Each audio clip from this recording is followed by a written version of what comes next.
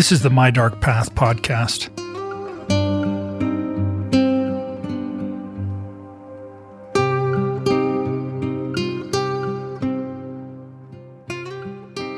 I love visiting New England, especially in the fall. Parts of my first visit are fixed firmly in my memory.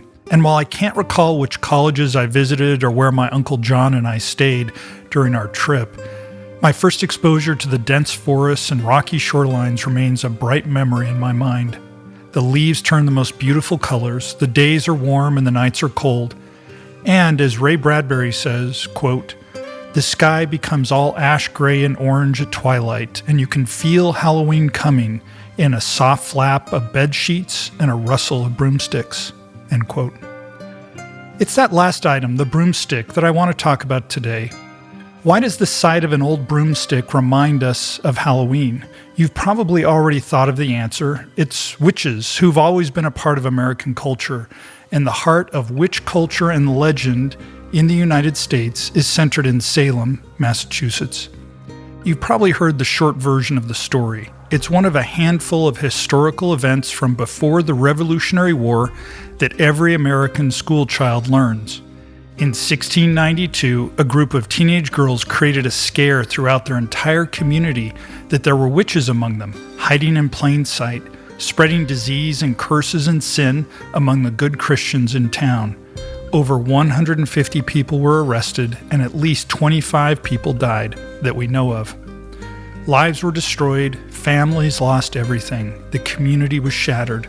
But the trials continued and expanded, reaching as far as Boston until cooler heads finally prevailed.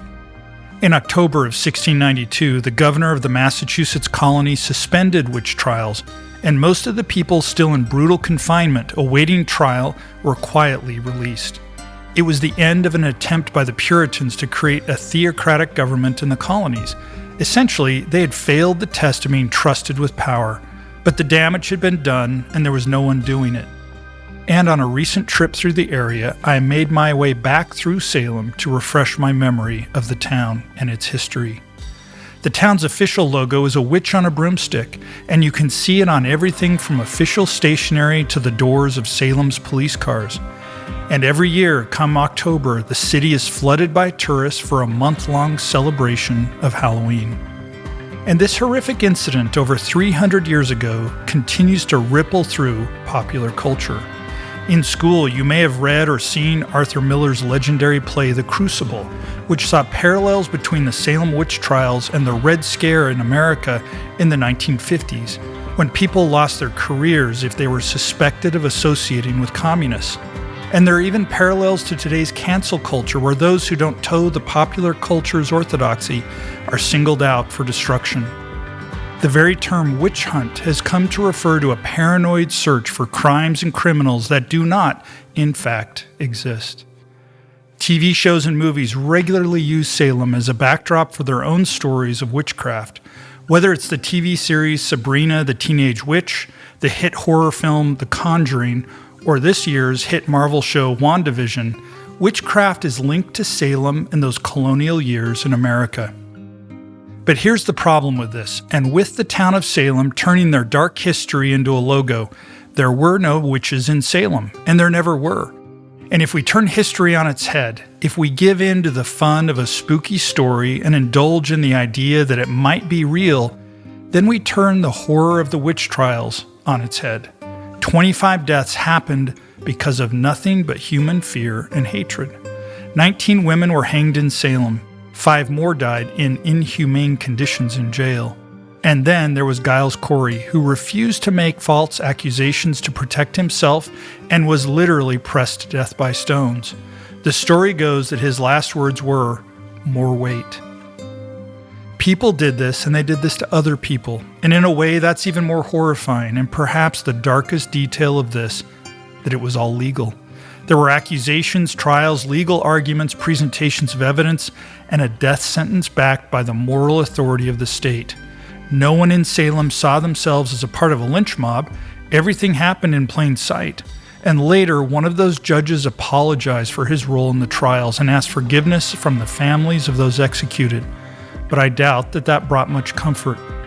The story of Salem has been told and retold many times. So what we're going to do is tell a different story.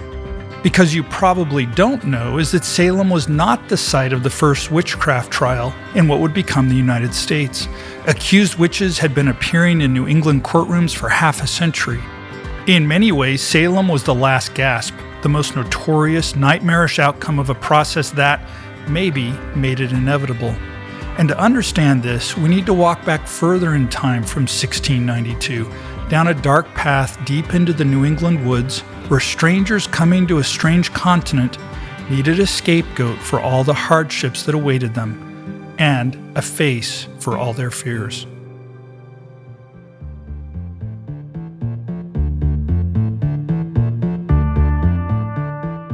Hi, I'm MF Thomas, and this is the My Dark Path podcast.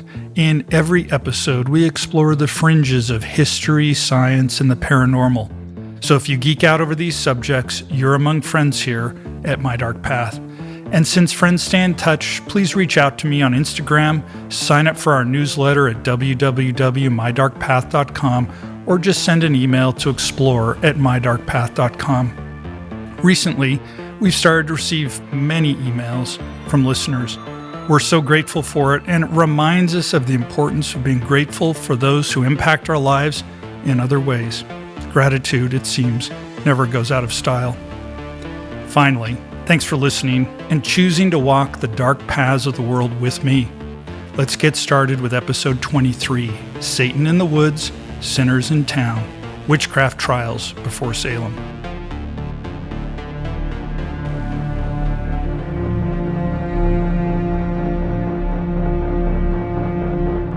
Part 1. The key to unlocking the history of witchcraft trials in New England is a single word: Puritans. What you know about Puritans is going to differ drastically depending on where you went to school.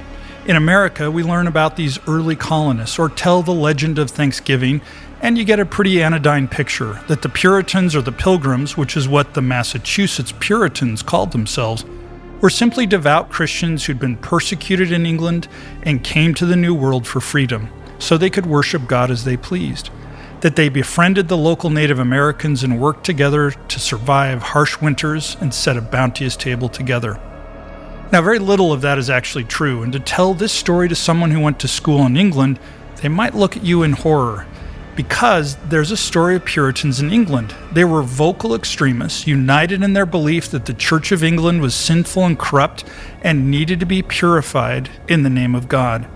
They gained serious influence in the country, and King James I ordered the creation of the King James Bible, one of the most influential translations of the Bible in history, in part to appease the Puritans.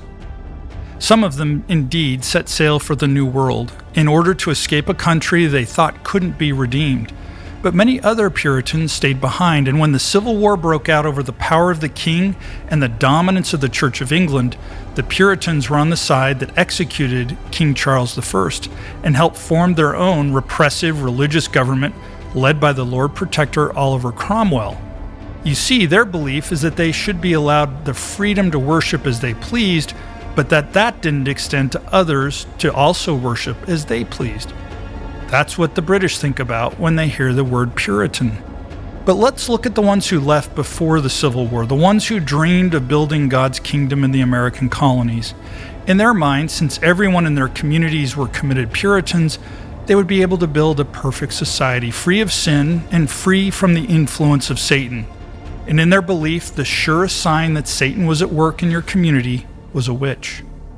The Puritans weren't the first to fear witches in their midst. The Catholic Church and early Protestants all had witch trials of their own. And when Joan of Arc was burned at the stake, it was because of the belief that Satan was working through her. The problem with witches is that it's very difficult to tell who among your friends and neighbors is actually a witch. They didn't have the popular image we have now, dressed all in black with a pointy hat and green skin. You can blame the movie The Wizard of Oz for that. Technicolor was new and spectacular in movies at the time, and the filmmakers were looking for every opportunity to show it off. The brilliant yellow of the brick road, the ruby red slippers, and to top it off, green makeup for the actress Margaret Hamilton to play the Wicked Witch of the West. But for the Puritans, a witch looks just like anyone else. It could be your neighbor who you never liked for reasons you just can't put your finger on. It could be the old woman who was rude to you last week. And they weren't just harmless tricksters, casting little spells and taking in black cats.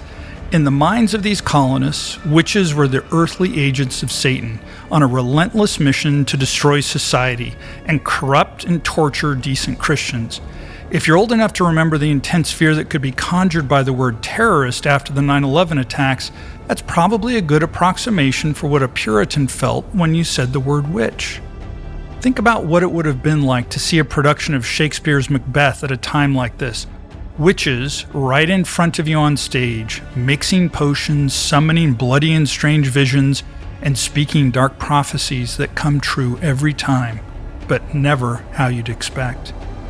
Witches were a threat in the old England that the Puritans left behind. There were even witch finders who claimed to hunt down and execute these witches.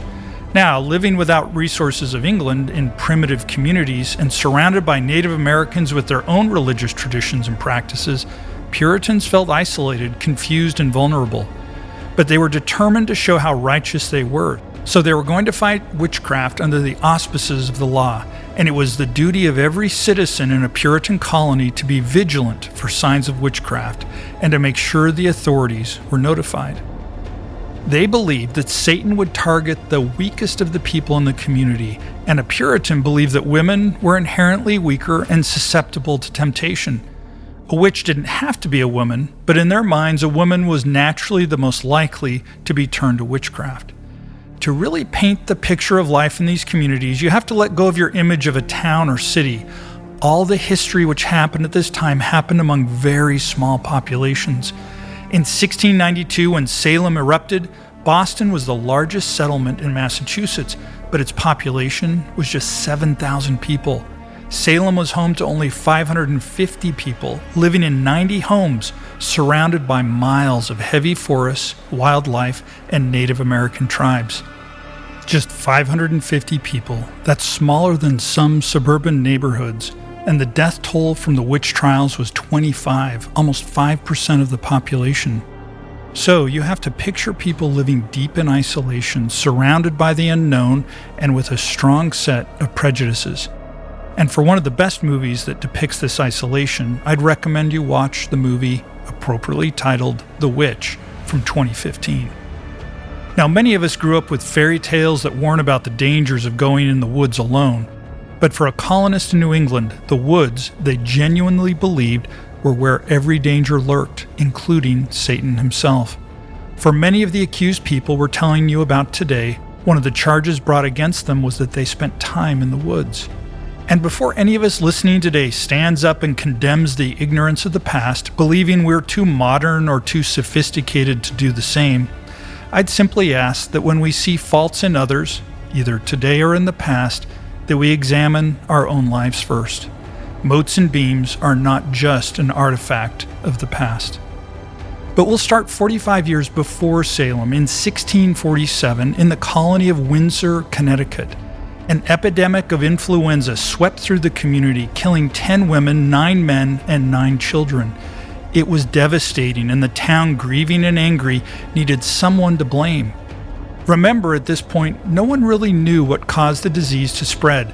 The germ theory that is now foundational to modern medicine wasn't even a fringe idea, much less fully developed.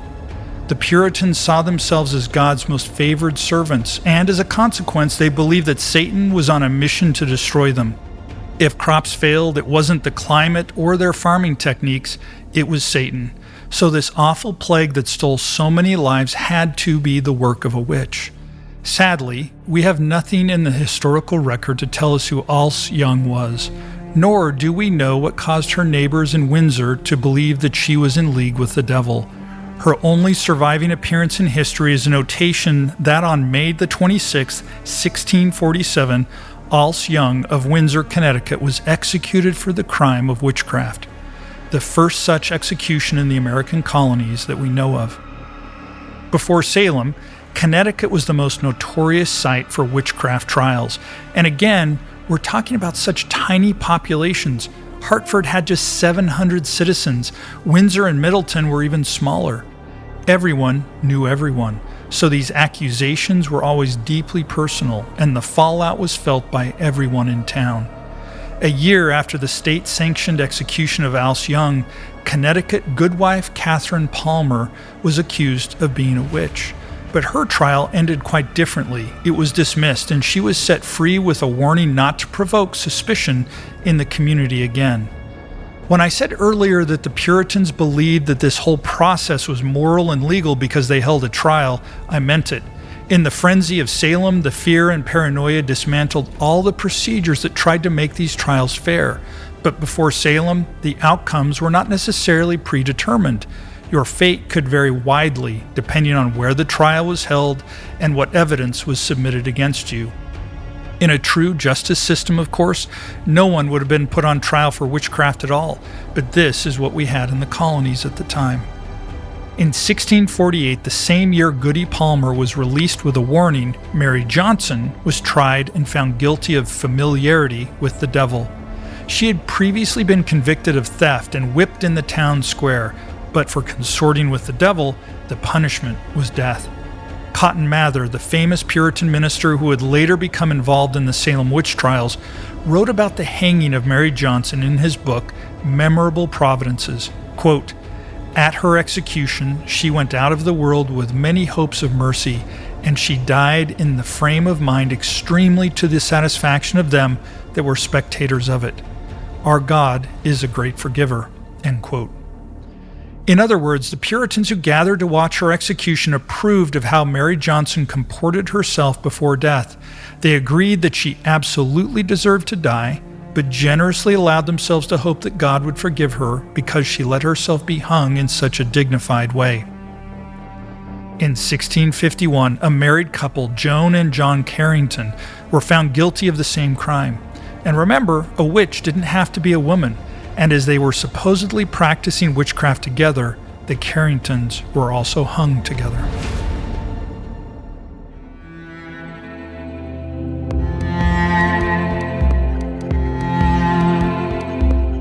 Part 2. Now, not every accusation ended in execution or even conviction. An accusation of witchcraft was serious business, and if you accused someone without adequate cause, there would be great consequences. In one case, Mary Staples, oddly enough, the great-great-great-great-great-great, that's 6 greats, grandmother of Winston Churchill, was accused of being a witch and a liar by her neighbor Robert Ludlow in 1654. But the court ruled that Ludlow had no justification to suspect Staples of being a witch. He was found guilty of defaming her, and the court ordered him to pay £10 in restitution and £5 to cover court costs. That's about $2,000 in today's money. That £10, by the way, didn't go to Mary Staples. Legally, it was awarded to her husband. From 1655 to 1661, Connecticut saw what historian R.G. Tomlinson calls the period of acquittals. Accusations of witchcraft were still made, but those few cases that made it to trial were usually dismissed. Elizabeth Goodman was an elderly woman living in New Haven who, according to the record, began acting strangely in public, talking to herself, scolding her neighbors, and making bizarre and fanciful claims. Today, we might reasonably examine whether these were early signs of dementia or mental illness, but Puritans had no such knowledge of these things. She was put on trial for witchcraft in 1655. The courts ruled that grounds for suspicion were obvious and strong, but that the evidence was not compelling enough to convict her.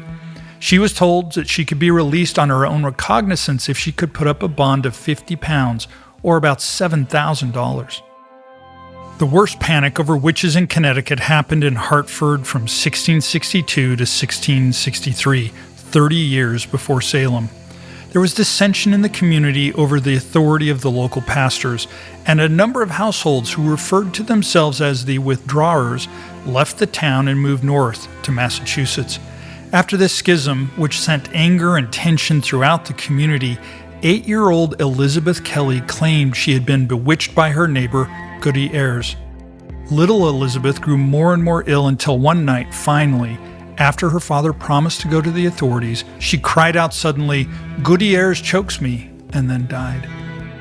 As her body lay in the casket, her parents showed the authorities the bruises on her neck where Goody Ayres allegedly choked her. There was an autopsy at the graveside, and authorities questioned Goodwife Ayres and her husband William. The Ayres then accused others of using witchcraft to frame them. These accusations and counter-accusations escalated, but Goody Ayres and William, perhaps realizing there was no good outcome in this for them, fled Hartford, leaving behind not only all their possessions, but even their 8-year-old son. Their escape made them only appear more guilty, and the town began to panic that witches were on the loose among them. A 12-man grand jury was impaneled to find those in Hartford who had familiarity with the devil. They indicted Mary and Andrew Sandford, but only found Mary guilty, and she was hung in 1663. Meanwhile, 3 local women had strange fits and assumed they had been bewitched. Now, this may seem silly to us, but in the Puritan world there was an explanation that covered just about any unknown event, in the same way the ancient Greeks might blame a storm over the ocean on the god Poseidon. Elizabeth Seeger was accused of flying over the town. 3 other people, accused at the same time as her, were convicted and executed, but amazingly, Elizabeth was acquitted. In court, a man named Robert Stern testified, quote, "I saw this woman, Goodwife Seeger, in the woods with 3 women, and with them I saw 2 black creatures like Indians but taller," end quote. Then he stated he saw her fly. Now, when they acquitted her, the jury explained that while her presence in the woods with devilish creatures would be highly disturbing, they simply had not seen any compelling evidence that she flew, and based on that, they dismissed the rest of Stern's testimony. In Salem, the accusation probably would have been enough to send her to death, but in Hartford, Elizabeth Seeger survived. But then, in 1665, she was accused of witchcraft again by her neighbors, and this time she was convicted and sentenced to hang. She only survived because of the intervention of the colony governor, John Winthrop Jr. He disagreed with the sentence, called a special court, and had the sentence vacated and the charges dismissed. There were more executions after this, but the regular trials were producing an unbearable level of acrimony in the community, and frequently, accusations were blowing back on the accusers, who were forced to pay restitution if they lost their case. The pendulum appeared to be swinging back from irrational fear towards a more humane caution and doubt. Of course, Connecticut and Massachusetts were not the only colonies to see trials.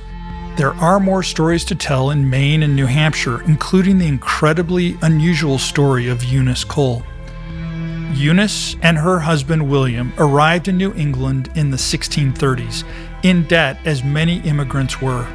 They settled in Hampton, New Hampshire, where Eunice quickly developed a reputation as an argumentative woman. If you were her neighbor, it's likely you would end up in heated disputes with her about property lines, livestock roaming around, or even just giving her a funny look. In 1645, she was sued for slander. In 1647, both she and her husband were charged with stealing a pig. There was an additional charge to come out of this incident. When a constable came to arrest her, Eunice was accused of biting him. Now, to the Puritans of New Hampshire, such a disagreeable person was clearly in league with the devil.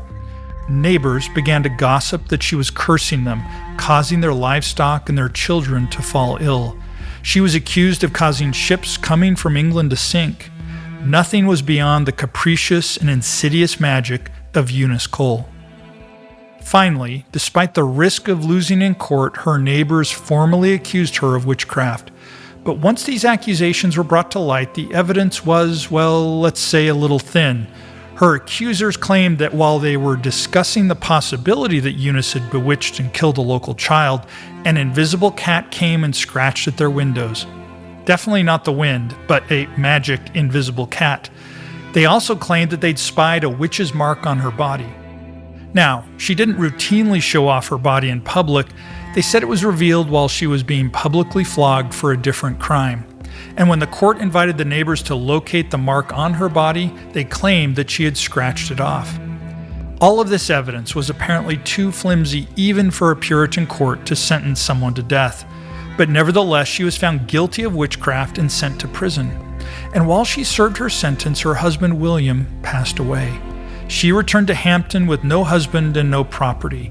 She lived in a small hut on the town green, dependent on the kindness and charity of the same neighbors who had tried to have her executed. Now, incredibly, this happened to her 2 more times. Eunice Cole was put on trial for witchcraft a second time in 1673 and was found guilty, but without sufficient evidence for a death sentence. And then the whole process repeated itself again in 1680. After that, Eunice Cole vanished from the historical record. We don't know when she died or where she's buried. Like poor Alce Young, most of what we know about her comes from the trial records. Yet, unlike Alce, Eunice Cole was put on trial for witchcraft 3 times, and each time walked away with her life. I can't imagine the fortitude and spirit it took for her to endure this experience that was simultaneously so harrowing as it was absurd. But if you want to talk about the spirit of fortitude, consider Jane Walford, another 3-time victim of witchcraft accusations. Her first experience came in 1648 when she was accused by her neighbor Elizabeth Rowe. Not only was Jane found not guilty, she turned around and sued Elizabeth Rowe. She won this suit, and Rowe was ordered to pay a sum of £2 and make a public apology. I'm betting the apology hurt even worse than the money. And in 1656, another of Jane Walford's neighbors, Susanna Trimmings, levied another accusation of witchcraft. Susanna claimed she saw Jane in the woods late at night, that Jane attacked her with a clap of fire and then transformed into a cat and ran away. But these more ridiculous stories aside, seeing Jane in the woods was serious enough. The woods, after all, were the devil's domain. Susanna's cunning plan to get her neighbor executed failed, however. Jane had a witness for the night in question. She wasn't in the woods, she was home with her husband, and other neighbors had seen her there too. And once again, she was found not guilty. And finally, a few years later, a physician from Boston presented Jane Wilford her 3rd accusation of witchcraft, and for a 3rd time she was found not guilty. She sued the physician and once again was victorious. He had to pay her £5 and, just like Elizabeth Rowe, publicly apologized to the woman he had falsely accused. And if anyone dared suspect Jane Wilford of being in league with Satan after that, they certainly didn't press charges.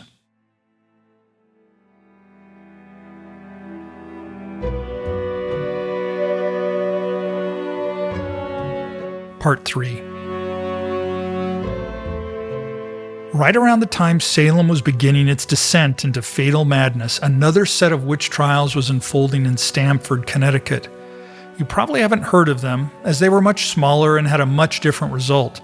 The people of Stamford had heard news of what was happening in Salem, and rather than give in to the same fear, they were determined that it wouldn't happen in Connecticut.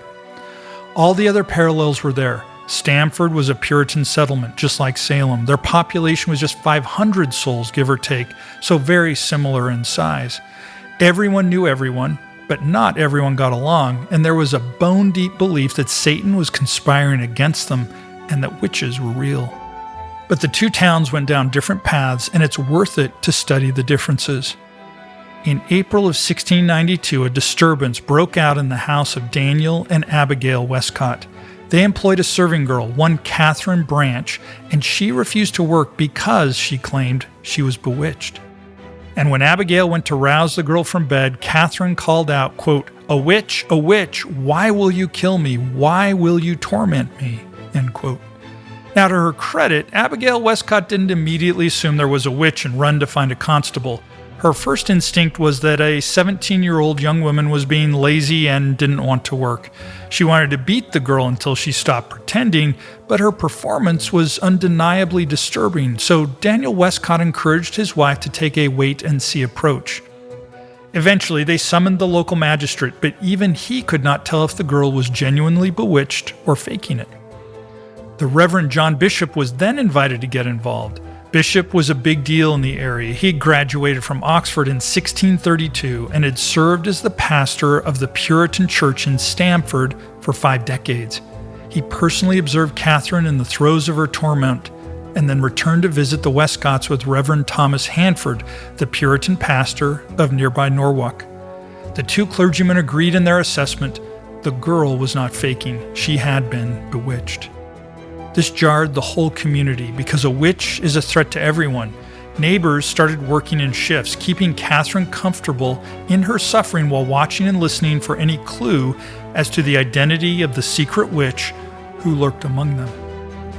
Eventually, Catherine escalated the situation. She claimed that the devil was at her window and had brought 3 witches with him, and she called them by name: Elizabeth Clausen, Goody Miller, and Mercy Disborough.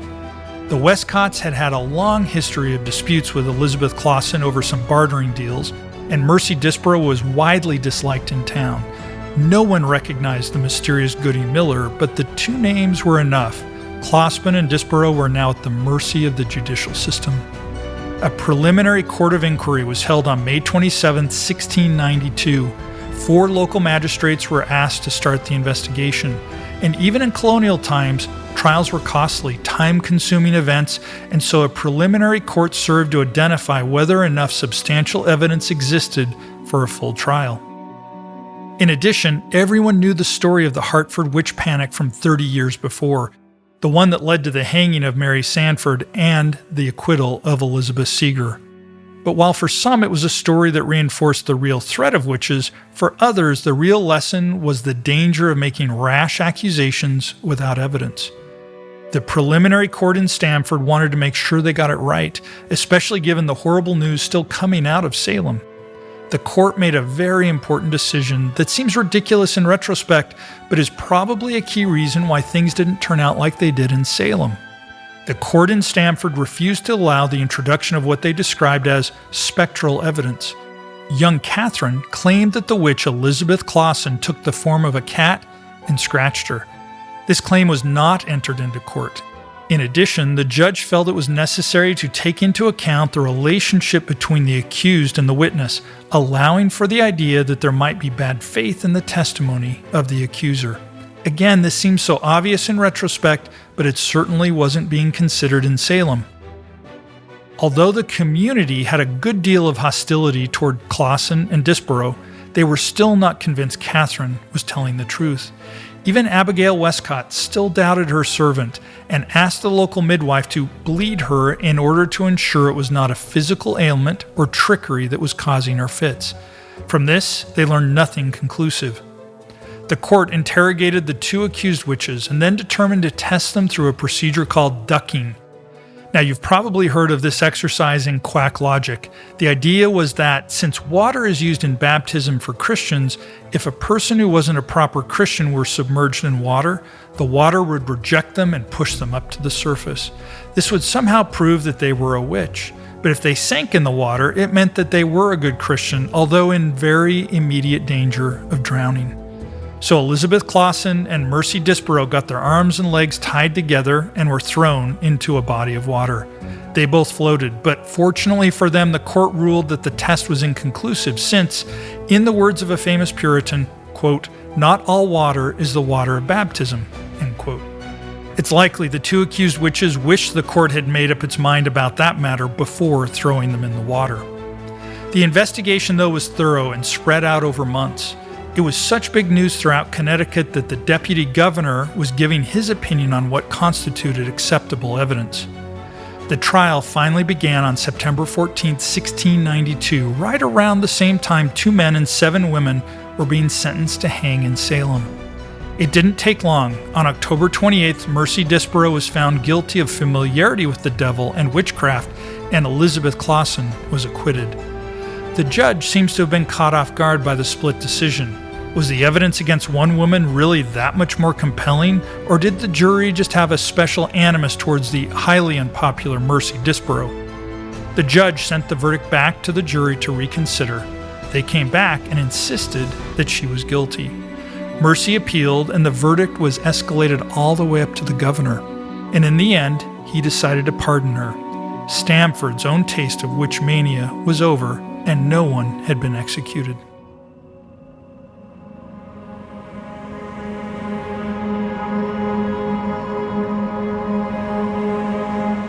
Part 4. What is the purpose of the law to you? Is it a tool to punish the guilty or a system to protect the rights of the innocent from paranoia and vigilantism? Is it worse to see someone innocent punished or someone guilty to go free? These questions were at the heart of America's founding, and several of the amendments in the Bill of Rights added to our Constitution to address this directly. But even today, we struggle with these uncomfortable questions. It's not always easy to say innocent until proven guilty, but it's a principle that goes right to the heart of what kind of society we make for ourselves, because sooner or later, lives are on the line. And I think it's the key question in understanding why Salem became such a horrific outlier in the history of witchcraft trials. The trials themselves were a regular occurrence throughout New England for years, regular enough that not one but two women could find themselves accused on 3 separate occasions. And remember when I mentioned that the Stamford trials didn't allow for the introduction of spectral evidence? Well, the courts in Salem did, and when a witness claims that your spirit came to them in the night and pinched them, how do you prove them wrong? Oddly enough, the last witchcraft trial in Salem and in the United States as a whole happened almost 2 centuries later in 1878. A Christian scientist named Lucretia L.S. Brown accused a fellow Christian scientist named Daniel H. Spofford of bewitching her through mesmerism, an early version of what we now know as hypnosis. The judge tossed the case quickly. The law, it seemed, was no longer inclined to entertain such outlandish charges. Look down on the superstitions of the Puritans, their belief in the reality of witchcraft and satanic magic. But in Connecticut, even when they believed they had a witch in custody, they followed a procedure that resembles in some ways the rights guaranteed by the Constitution. First, a determination had to be made if what happened was indeed witchcraft. Bad luck and unfortunate coincidences are not always the work of the devil. Second, the individual that performed the alleged witchcraft had to be correctly identified by interviewing all witnesses. And third, all available evidence, both for the charges and against them, had to be gathered. And the findings of evidence had to be corroborated by at least 2 sources. Finally, all the gathered evidence and witnesses were to be presented at trial, conducted under English common law. This is why so many of these trials before Salem ended before acquittals. Often the Puritans genuinely believed there was a witch, but many of these colonial communities also saw that there could be terrible consequences to abandoning a system of justice. These accused witches had their lives on the line as a new society put the integrity of its justice system to the test. But you find examples of this in almost every story of colonization and frontier settlements. Salem has set the standard for what we think of colonial witch trials and how they are depicted in popular culture. But in a way, they were the exception, not the rule. We can't feel good about the idea of witch trials happening at all, and in many cases, the system, in its own rudimentary and superstitious form, protected the innocent. But in many cases, the system, even in its own rudimentary and superstitious form, protected the innocent. In the spirit of Halloween, let's acknowledge that the New England colonies must have been a terrifying place to live after leaving behind the relative comfort and civilization of England. But it's okay to be scared of the woods without the devil literally working within them. And maybe that's why we collectively indulge in an annual celebration of the fears and superstitions we all carry, just to remind one another that it's all right. But it's that collective choice we make about justice and the purpose of law and the process of proving guilt that decides whether or not our fears lead to a Stamford witch trial or a Salem one. Laws and customs are only useful if we invest, follow, and defend them. If we exercise them with favoritism or discard them because we don't care for the status quo, there's no telling how much damage can be done to the community, some of it irreparable. The law and those Puritans who were willing to follow it, even if they did not care for the results, saved innocent lives and prevented tragedies, whereas a willingness to believe the worst of others without evidence, that one's enemies are in league with dark forces and thus do not deserve the protection of law, led to injustice, unrest, and the deaths of many innocents. The Puritans in Salem tolerated no dissent and were willing to smash through any law or custom that stood in their way, and believed that any act of violence they committed was justified, since they were so convinced that they acted in the name of God. There's a line in Robert Bolt's wonderful play, A Man for All Seasons, which tells the story of Sir Thomas More and his execution for refusing to endorse King Henry VIII's break from the Catholic Church. With his life in the balance, More describes the law as a great forest planted by the people of the country and asks his accusers if they would be willing to cut down that forest in order to catch the devil. They answer that they would indeed cut down every law in England if necessary, and then he says, quote, "And when the last law was down and the devil turned around on you, where would you hide, the laws all being flat? Yes, I'd give the devil the benefit of law for my own safety's sake." End quote. It's true that in strange lands, the wild woods can seem like a dark path, but what we do with that fear isn't the fault of any witch or devil. It's up to us as individuals. Happy Halloween.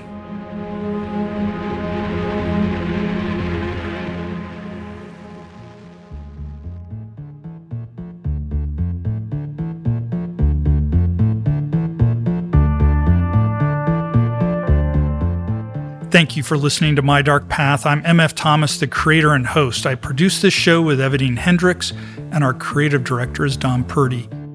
This show is prepared for us by Kevin Wetmore. Our senior story editor is Nicholas Thurkettle, and our fact checker is Nicholas Abraham. Big thank yous to them and the entire My Dark Path team. Please take a moment and give My Dark Path a 5-star rating wherever you're listening. It really helps the show, and we love hearing your feedback. Again, thanks for walking the dark paths of history, science, and the paranormal with me. Until next time, good night.